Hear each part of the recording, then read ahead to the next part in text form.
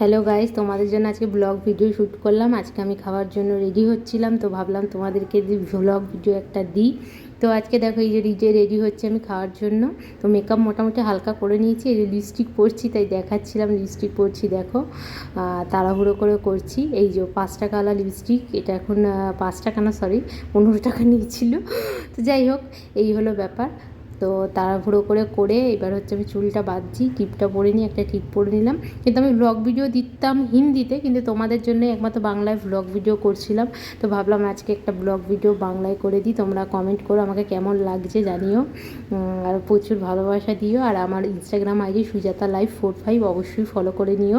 সবাই বলছিল ইনস্টাগ্রাম আইডিটা দাও দাও দাও, তাই ইনস্টাগ্রাম আইডিটা দিয়ে দিলাম, অবশ্যই ফলো করে নিও। এইবার আমি যাবো হচ্ছে আমার রান্নার যে সরঞ্জাম আছে সেগুলো রেডি করতে, যেগুলো খাবো সেই মানে কীভাবে তৈরি করবো সেগুলো দেখানোর জন্য এই যাচ্ছি, তাড়াহুড়ো করে যাচ্ছি, প্রচুর গরম। তো জানি অতটা ভালো না, আমার সেট আপ নেই, আমি তাই জন্য দিতাম না। এবড়ো খেবড়ো সেট আপ, বিচ্ছিরি মার্কা দেখো, গোছানো নেই, কিচ্ছু নেই, একদম বাজে। তাও আমি ভাবলাম না, আমি ব্লগ ভিডিও শ্যুট করে দিই, তাই তোমাদেরকে দিলাম। এই আমি থালা নিচ্ছি, থালার মধ্যে এখন ভাত বাড়বো, বেড়ে সব নিজের একা হাতে, সব কিছু আমার নিজের একা হাতে করতে হয়। রান্না মানে কি বলবো, ঘর ঝাড় দেওয়া, বাসন মাজা, খাওয়া, সব কিছু আমার। তো এই যাই হোক, এবার আমি ভাতটা নিয়ে নিলাম, ভাতটা নিয়ে সাজিয়ে তাড়াহুড়ো করছিলাম। তো ভাতটা অনেকটাই নিয়েছি আমি মোটামুটি। খুবই কষ্ট হয় একা হাতে সব কিছু করতে, খুবই কষ্ট। ভিডিও শ্যুট করা, এডিটিং করা, দেওয়া, রান্না করা, বাজার করা, খুবই কষ্ট হয়। যাই হোক, এই দেখো অনেকটাই ভাত, এটা দেখতে লাগছে কিন্তু অল্প, তাই ভাবলাম না একটু তুলে রাখি, তাই একটু তুলে রাখলাম। অনেকটাই ভাত, দেখতে লাগছে ওরকম অল্প। আর আজকে হাঁড়িতে মাংস করেছিলাম, মটন করেছিলাম, তো বাটিটা নিয়ে নিলাম। এবার হাঁড়ির মাংসটা তোমাদেরকে দেখাই, হাঁড়ির মাংসটা কত লোভনীয় হয়েছে। তোমরা কীরকম হাঁড়িতে মাংস করে খাও আমাকে কমেন্টে জানিও।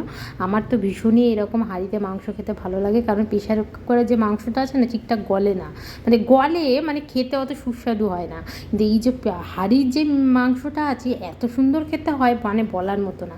দেখো পিসগুলো ছোটো ছোটো, কারণ হচ্ছে বড় পিস আনার যতটা আমার সামর্থ্য ততটাই এনেছি। 1000 টাকা করে কিলো আমাদের এখানে খাসির মাংস, আলু দিয়ে করেছিলাম। দেখো লাল লাল পুরো একদম ঝাল, যা খেতে না টেস্ট হয়েছিল মটনেরটা, মানে বলার মতো না। তো খুবই ভালো হয়েছিল মটনের ঝোল ভাতটা। তো এই যে দেখো এই পিসগুলো দিচ্ছি। তোমরা এই নালি পিস খেতে কে কে ভালোবাসো কমেন্টে জানিও, আমার ভীষণ ভালো লাগে নালি পিস। আর নালি পিস সবসময় পাওয়াও যায় না, আর নালি পিস ভালো লাগলে কী হবে, মাংস পাওয়া যায় না বেশি নালি পিসে, মানে নালিটার ভাতটা হয়ে যায় ওই জন্য। তো যাই হোক, তো মোটামুটি আমি মটনগুলো সাজিয়ে নিচ্ছি বাটিতে। সাজানোর পর টেবিলে নিয়ে গিয়ে সাজাবো, এক এক করে মেকআপ করেছি, অলরেডি মানে মেকআপ আমার ঘামতে শুরু করে দিয়েছে, হালকা করেই মেকআপ করেছি তাও ঘামতে শুরু করে দিয়েছে। তো এবার নিয়ে গিয়ে সাজাবো, আর একটু খেয়ে তোমাদেরকে দেখাই কেমন টেস্ট হয়েছে।